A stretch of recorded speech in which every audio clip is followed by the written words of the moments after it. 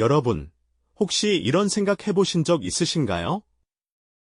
우리가 그토록 애써 추구하는 행복이라는 것이 어쩌면 우리를 더 깊은 불행으로 이끄는 덧없는 환상에 불과할지도 모른다는 의심 말이죠.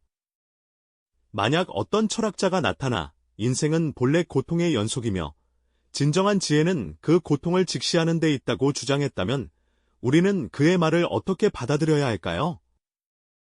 오늘 우리는 바로 그런 불편하지만 정직한 진실을 이야기했던 한 사상가를 만나볼까 합니다. 그는 바로 19세기 독일의 위대한 철학자 아르투어 쇼펜하우어입니다. 많은 사람이 그를 비관주의자, 염세주의자로 기억하고 있죠. 하지만 과연 그의 철학이 단순히 세상을 어둡게만 바라보는 데 그쳤을까요? 아니면 그 속에서 우리가 미처 발견하지 못했던 삶의 본질과 뜻밖의 평온을 향한 역설적인 길을 제시하고 있었을까요? 오늘 이 여정을 통해 쇼펜하우어의 사상이 왜 수백 년이 지난 지금도 우리에게 강력한 울림을 주는지 그 궁금증을 함께 풀어보는 시간을 가져보려 합니다. 그의 철학 속에서 현대 사회를 살아가는 우리가 겪는 번뇌에 대한 새로운 관점과 해답을 찾을 수 있을지도 모르죠. 쇼펜하우어는 세상의 모든 존재가 맹목적인 의지에 의해 움직인다고 보았습니다. 이 의지는 마치 끝없이 배고픈 짐승처럼 끊임없이 무언가를 갈구하고 만족을 찾아 헤매는 원초적인 생명력과 같은 것이죠.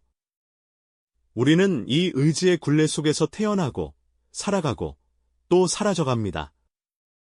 인간의 삶 역시 예외는 아니어서 우리는 태어나는 순간부터 이 강력한 의지의 지배를 받게 됩니다. 마치 메비우스의 띠처럼 한 가지 욕망이 충족되면 또 다른 욕망이 꼬리를 물고 이어지죠. 맛있는 음식을 먹고 나면 편안한 휴식이 생각나고 휴식을 취하고 나면 새로운 자극을 찾아 나서는 것처럼 말입니다. 그는 이렇게 끝없이 반복되는 욕망의 사슬이 결국 우리를 고통으로 이끈다고 보았습니다. 왜냐하면 인간의 욕망이란 마치 바닷물을 마시는 것과 같아서 마시면 마실수록 갈증이 더 심해질 뿐 결코 만족에 도달할 수 없기 때문입니다. 행복이란 잠시 고통이 멈춘 순간에 불과하다고 그는 단언했습니다. 우리가 어떤 목표를 달성했을 때 느끼는 짧은 기쁨은 사실 그 목표를 향해 달려가는 동안 겪었던 수많은 고통과 결핍이 잠시 사라진 상태일 뿐이라는 것이죠. 마치 맹렬하게 타오르는 불길이 잠시 꺼졌을 때 찾아오는 순간적인 평온과 비슷하다고 할 수 있습니다. 하지만 이내 불씨는 다시 타오르고 또 다른 욕망이 우리를 지배하게 됩니다. 결국 쇼펜하우어에게 있어서 삶은 본질적으로 고통의 연속이었습니다. 갈망과 결핍, 그리고 그로 인한 불안과 좌절이 우리 삶을 지배하는 주된 감정이라고 그는 말했습니다. 아무리 큰 성공을 거두고 원하는 것을 손에 넣어도 그 기쁨은 잠시뿐이고 이내 새로운 불만족과 권태가 찾아오게 마련이라는 것이죠. 마치 거대한 파도가 끊임없이 밀려오는 바닷가처럼 우리의 삶은 쉬지 않고 밀려드는 욕망의 파도 속에서 허우적대는 것과 같다고 그는 보았습니다. 이러한 그의 통찰은 당시 유럽 사회에 큰 충격을 던졌지만 동시에 많은 이들에게 삶의 본질에 대한 깊은 성찰의 기회를 제공하기도 했습니다. 그렇다면 우리는 이 고통스러운 현실 속에서 어떤 태도를 취해야 할까요? 쇼펜하우어는 바로 이 질문에 대한 해답을 찾기 위해 평생을 바쳤습니다. 그의 철학은 단순히 고통을 선언하는 데 그치지 않고 그 고통의 근원을 이해하고 그것으로부터 벗어날 수 있는 길을 제시하고자 했습니다. 어쩌면 그는 가장 철저하게 현실을 직시함으로써 역설적으로 가장 깊은 평온에 도달하는 방법을 보여주려 했던 것이 아닐까요? 이 다음 이야기에서는 그의 철학이 더욱 깊이 파고드는 의지의 세계와 그 속에서 우리가 어떻게 삶의 지혜를 찾을 수 있는지에 대해 함께 탐구해 보겠습니다. 이전 회차에서 우리는 쇼펜하우어가 삶을 고통의 연속으로 보았다는 점, 그리고 그 고통의 근원을 파고들어 해답을 찾으려 했다는 이야기를 나누었죠. 그렇다면 대체 무엇이 그를 이토록 냉철하고 비관적인 철학자로 만들었을까요? 그의 사상이 단순히 허무주의에 머무르지 않고 오히려 삶의 지혜를 찾으려는 깊은 열망에서 비롯되었다는 것을 이해하려면 먼저 그의 고독했던 삶의 여정을 들여다볼 필요가 있습니다. 쇼펜하우어는 부유한 가정에서 태어났지만 어린 시절부터 남모를 그림자를 안고 살았습니다. 그의 아버지는 성공한 상인이었으나 우울증을 앓다 스스로 생을 마감했고 어머니와의 관계 또한 순탄치 않았죠. 그의 어머니는 문학살롱을 운영하며 사교계의 중심에서 활발하게 활동했지만 아들인 쇼펜하우어에게는 그저 차갑고 무관심한 존재에 불과했습니다.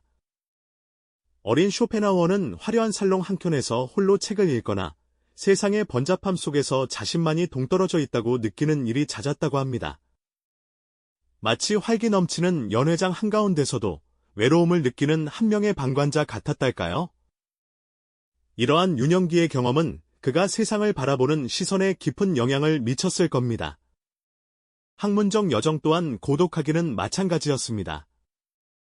그는 베를린 대학에서 헤겔과 같은 당대 최고의 석학들과 함께 강단에 섰지만 그의 강의실은 늘 텅 비어 있었습니다.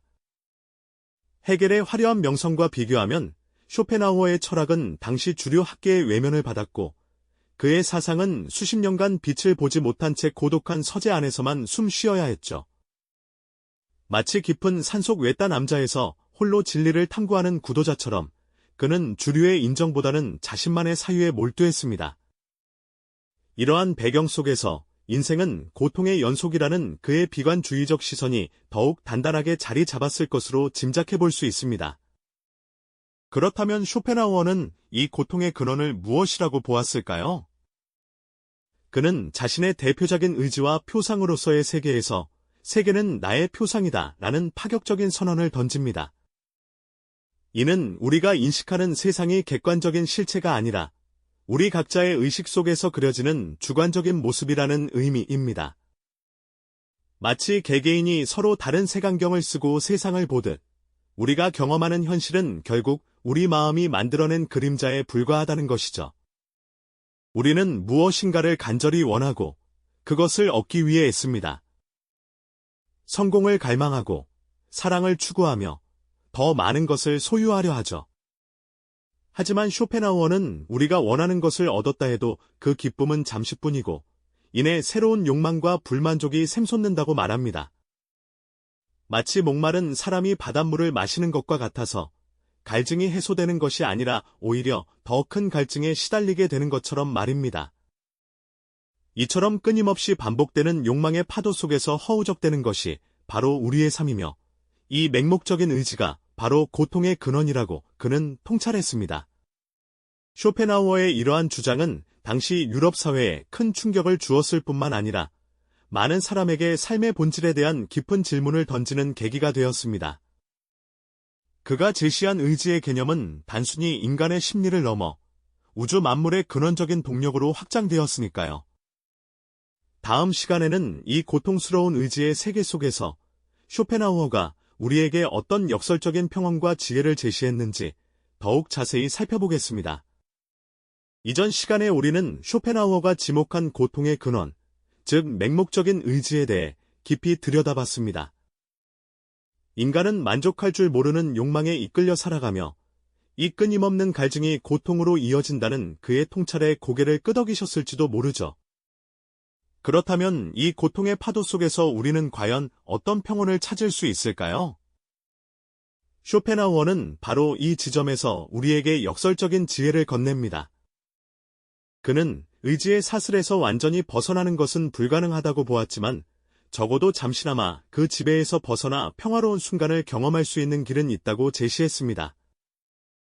첫 번째 방법은 바로 예술을 감상하는 것입니다. 음악이나 회화, 문학작품에 깊이 몰입하는 순간, 우리는 개인적인 욕망과 고통으로부터 한 발짝 물러서 순수한 아름다움과 진리를 마주하게 되죠. 마치 거친 파도가 일렁이는 바다 위에서 잠시 평온한 섬에 다다른 듯, 예술은 의지의 고통에서 벗어난 고요한 성찰의 시간을 선물합니다. 두 번째 길은 금욕적인 삶을 선택하는 것입니다. 이는 단순히 욕망을 억누르는 것을 넘어 불필요한 욕구를 줄이고 소박하게 살아가는 태도를 의미합니다.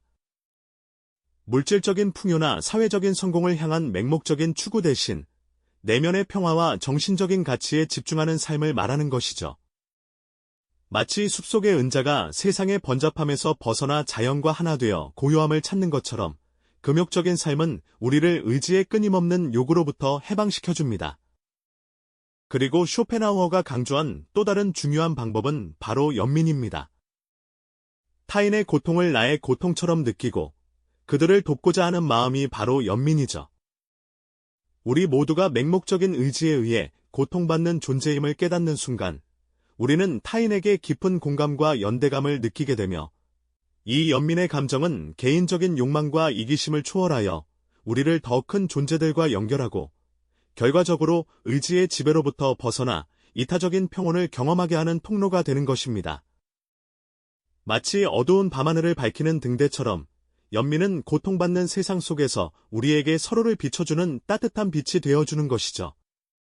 흥미로운 점은 쇼펜하우어의 이러한 주장이 단순히 세상을 비관하거나 삶을 포기하라는 메시지가 아니라는 사실입니다. 오히려 그는 고통을 직시하고 받아들이는 것이야말로 진정한 삶의 지혜를 얻는 길이라고 역설했습니다. 그의 염세주의는 현실의 고통을 외면하지 않고 그것을 정면으로 마주하며 초월하려는 강렬한 의지의 발현이었던 셈이죠. 마치 거센 폭풍우를 피하기보다 그 속으로 걸어 들어가 스스로를 단련하는 용감한 항해자처럼 쇼펜하우어는 고통의 본질을 이해하고 그 안에서 역설적인 평온을 찾아 나서라고 우리에게 권합니다. 그의 철학은 고통스러운 현실을 인정하는 것에서부터 시작하여 그 고통을 통해 삶의 깊은 진리를 깨닫고 내면의 평화를 얻는 길을 제시하고 있습니다. 이는 단순히 현실을 비관하는 태도가 아니라 현실을 있는 그대로 받아들이고 그 안에서 흔들리지 않는 중심을 찾으려는 용기 있는 시도라고 할 수 있습니다. 쇼펜하우어는 우리에게 고통 없는 삶을 약속하지 않았지만 고통 속에서도 우리 스스로 평온을 찾아낼 지혜로운 길을 보여주며 진정한 자유와 평화는 외부 조건이나 욕망 충족이 아닌 내면의 성찰과 초월적인 태도에서 비롯됨을 깨닫게 하는 것이죠. 이처럼 쇼펜하우어는 고통을 삶의 본질로 받아들이면서도 그 고통의 한복판에서 역설적으로 평온을 발견하는 길을 제시했습니다. 그는 우리가 맹목적인 의지의 지배에서 벗어나기 위해 예술을 통해 잠시 현실을 초월하거나 금욕적인 삶을 통해 욕망의 굴레를 끊어내고 타인에 대한 깊은 연민으로 이기심을 넘어서는 방법을 이야기했죠. 마치 거친 파도가 몰아치는 바다 위에서 등대가 고요하게 빛을 밝히듯 그의 철학은 고통스러운 세상 속에서도 흔들리지 않는 내면의 평화를 찾아낼 수 있다는 희망의 메시지를 품고 있는 것입니다. 그의 사상은 단순히 세상을 비관하는 데 그치지 않습니다. 오히려 삶의 고통과 그 본질을 정면으로 마주하고 용감하게 받아들이는 것이야말로 진정한 내면의 평온과 더불어 자유를 얻을 수 있다는 역설적인 깨달음을 선사하죠. 우리가 흔히 행복이라고 생각하는 것들이 사실은 끊임없이 새로운 욕망을 낳고 그 욕망을 채우기 위한 고통의 쳇바퀴에 불과하다는 그의 통찰은 처음엔 충격적일 수 있습니다. 하지만 이내 깊은 공감과 함께 삶의 의미와 고통에 대한 새로운 관점을 우리에게 선물합니다. 쇼펜하우어의 유명한 말들이 단순한 문구가 아닌 고통을 관통하며 얻어낸 삶의 깊은 통찰임을 우리는 강렬하게 체감하게 됩니다. 예를 들어 인생은 고통의 연속이며 행복이란 고통의 잠시 멈춤에 불과하다는 그의 말은 절망적으로 들릴지 모르지만 역설적으로 우리에게 삶의 순간순간에 대한 새로운 인식을 부여합니다. 마치 먹구름이 잔뜩 낀 하늘 뒤에 언제나 태양이 존재하듯 고통의 본질을 이해하고 받아들이는 순간 우리는 그 고통 너머의 평온을 발견할 수 있게 되는 것이죠. 그의 철학은 고통을 회피하고 오직 행복만을 좇는 현대의 사회에 불편하지만 정직한 거울을 들이대는 것과 같습니다. 우리는 끊임없이 더 많은 것을 소유하고 더 큰 쾌락을 추구하며 타인에게 인정받으려는 욕망에 사로잡혀 있죠. 하지만 쇼펜하우어는 이러한 맹목적인 추구가 오히려 우리를 더 큰 고통과 불행으로 몰아넣을 수 있다고 경고합니다. 그의 염세주의가 단순한 비관론이 아니라 오히려 현실을 냉철하게 직시하고 그 안에서 진정한 평화를 찾으려는 삶을 직시하는 용기였음을 깨닫게 되는 순간입니다. 결국 쇼펜하우어의 가르침은 우리에게 삶의 본질을 이해하고 내면의 평화를 찾는 진정한 지혜가 무엇인지 다시금 생각하게 합니다. 진정한 지혜는 고통 없는 삶이 아니라 고통 속에서도 흔들리지 않는 내면의 중심을 갖는 것이라는 메시지는 오늘날에도 강력한 울림을 주며 우리 각자의 삶 속에서 고통을 긍정적으로 받아들이고 그 안에서 뜻밖의 아름다움과 지혜를 발견할 수 있는 용기를 선사합니다. 마치 거친 바다를 항해하는 배가 폭풍 속에서 더 단단해지듯 쇼펜하우어는 고통을 통해 우리의 내면을 더욱 강인하게 만들라고 조용히 속삭이는 듯합니다. 그의 철학은 단순히 어두운 전망을 제시하는 것이 아니라 고통이라는 거대한 파도를 넘어서 평온의 섬에 도달하는 항해의 지도를 건네는 것과 같죠. 인생이라는 미지의 바다를 건너는 우리에게 쇼펜하우어는 고통의 본질을 이해하고 그 안에서 흔들리지 않는 자기 자신을 발견하는 것이야말로 가장 값진 깨달음이자 진정한 자유임을 일깨워주는 소중한 나침반이 되어줄 것입니다. 어쩌면 행복을 좇는 것보다 고통을 이해하는 것이 진정한 삶의 지혜를 얻는 더 빠른 길일지도 모르겠습니다. 이 영상이 도움이 되셨다면 좋아요와 구독 부탁드립니다. 여러분의 응원이 제게 큰 힘이 됩니다. 다음 영상에서도 더 유용한 정보를 공유하겠습니다. 감사합니다.